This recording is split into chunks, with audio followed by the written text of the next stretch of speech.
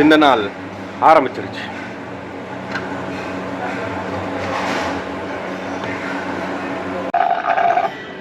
என்ன நண்பர்களே, தளபதி நடித்த ஜனநாயகன் படம் வெளியாயிருச்சு போல்.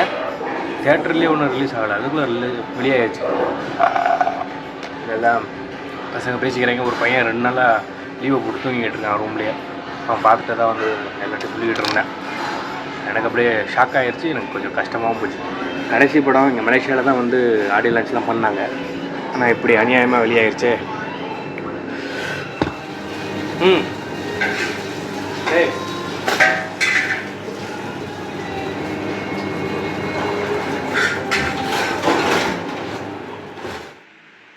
நண்பர்களே, இன்றைக்கி நான் எப்பவும் விடிய கிளம்புற லைவ் போடுவேன். மலேசியா டைம் 4 மணிக்கு காலையில் ரொட்டி ஸ்டாக் போடும்போது. அப்போ வந்துட்டு முகமது அப்படி சொல்லிட்டு ஸ்ரீலங்காலேருந்து ஒரு பையன், அவன் தீவிரமாக லைவுக்கு வந்துக்கிட்டு இருக்கான். அந்த நேரத்தில் அவன் தான் சொன்னான், இது போல் அவனும் சொன்னான்,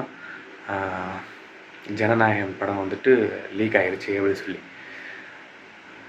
ஸோ சேட்.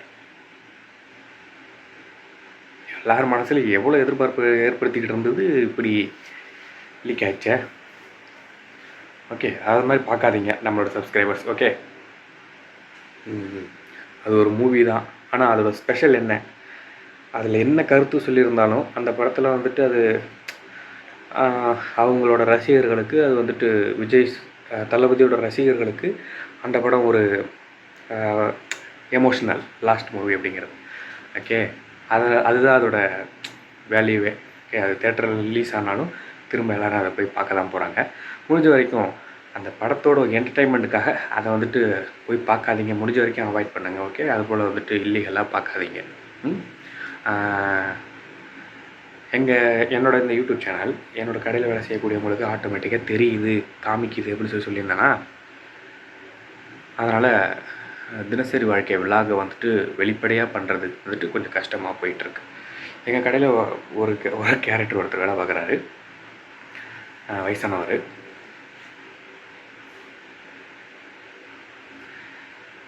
No good.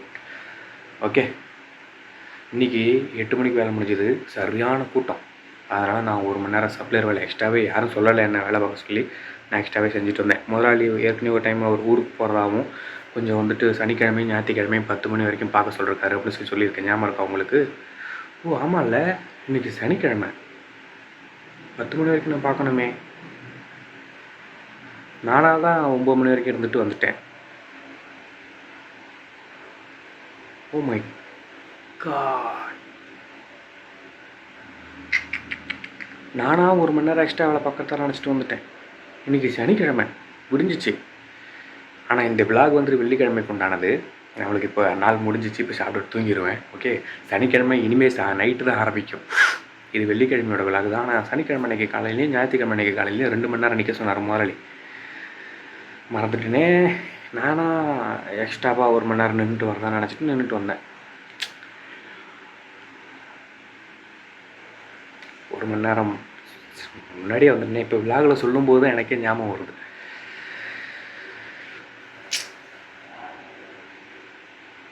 நான் 1 மணி நேரம் உதவி பண்ணிட்டு வந்தேன் எப்படி சொல்லலான்னு பார்த்தேன்.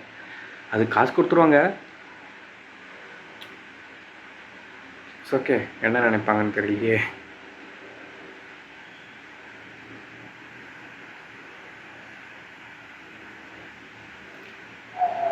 சரி, ஓகே, பார்த்துக்கலாம். இந்த நாள் முடிஞ்சிச்சு. இந்த நாள் எந்த ஒரு குடி போதையும் இல்லாத ஒரு நாளாக நான் கடந்து முடிச்சிட்டேன். ஓகே, நான் என் மனசை வந்துட்டு ஒரு சில கேரக்டர்ஸ் புண்படுத்துச்சு அனாவசியமாக. ஓகே, அவங்களெல்லாம் நான் மன்னிக்கிறேன். நான் என்னால் முடிஞ்ச வரைக்கும் யார் மனசையும் காயப்படுத்தலை. உடல் அளவுலையும் சரி, மனதளவுலையும் சரி, என்னால் முடிஞ்ச வரைக்கும் நான் யாரையும் காயப்படுத்தணும்னு நினைக்கல. ஓகே, நல்லதை திங்க் பண்ணணும்னு நினச்சிருக்கேன். இந்த விலாக ஆக்கப்பூர்வமாக பண்ணணும்னு நினச்சிருக்கேன். ஓகே தான். 13 மணி நேரம் வேலை பார்த்துருக்கேன், உழைச்சிருக்கேன், ஹார்ட் ஒர்க், லைவ் போட்டிருக்கேன், விலாகை கம்ப்ளீட் பண்ணிட்டேன். Okay, I am happy. இந்த நாள் சக்ஸஸாக கடந்துட்டேன் அப்படிங்கிறதுல சந்தோஷம். என்ன மாதிரி இருக்கணும்னு நினைக்கிறேன். எக்காரணத்தை கொண்டு எந்த ஒரு போதை பழக்கங்களுக்கு அடிமையாடாதீங்க. மீளணும் அப்படின்னா ரொம்ப கஷ்டப்படுவீங்க என்ன மாதிரி. ஓகே, எல்லோரும் பார்த்து பத்திரமா இருங்க, சப்போர்ட் பண்ணுங்கள், தொடர்ந்து பாருங்கள். பாய்.